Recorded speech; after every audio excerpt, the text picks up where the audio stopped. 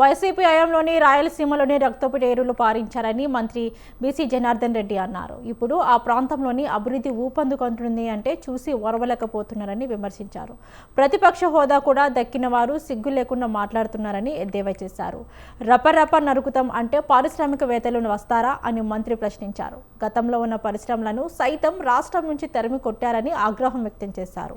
నేడు కూటమి ప్రభుత్వంలో ఎన్నో పరిశ్రమలు రాయలసీమకు వస్తున్నాయని, ఆ ప్రాంతాన్ని హార్టికల్చర్ హబ్గా మారుస్తున్నామని చెప్పుకొచ్చారు.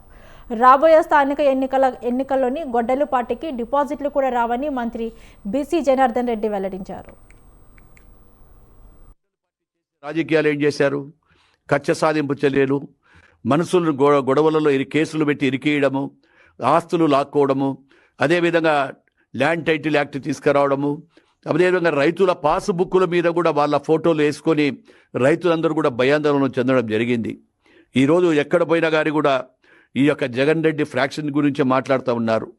గతంలో తెలుగుదేశం పార్టీ అధికారంలో ఉన్నప్పుడు గౌరవ ముఖ్యమంత్రి గారు ఫ్రాక్షన్ నిర్మూలన చేసి ఆ రోజు ఎవరికి ఏ ఇబ్బందులు ఉండద్దు, అందరూ సుఖ సంతోషాలతో ఉండాలి ప్రజలని ఆ రోజు ఫ్రాక్షన్ లేకుండా చేస్తే, మళ్ళీ ఈరోజు గొడ్డలి పార్టీ అధ్యక్షుడు వచ్చిన తర్వాత మళ్ళీ తన యొక్క వికృత రూపంతో ఎక్కడ చూసి కూడా 5 సంవత్సరాలు దాడులు జరిగాయి.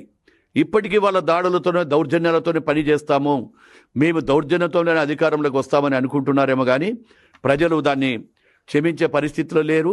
ఈ గొడ్డలి పార్టీని సమూలంగా మూసివేయాలి, సమూలంగా చేయాలనేటువంటి ఉద్దేశంతోనే ఆ రోజు మాకు దాదాపుగా 164 సీట్లు ఇవ్వడం జరిగింది.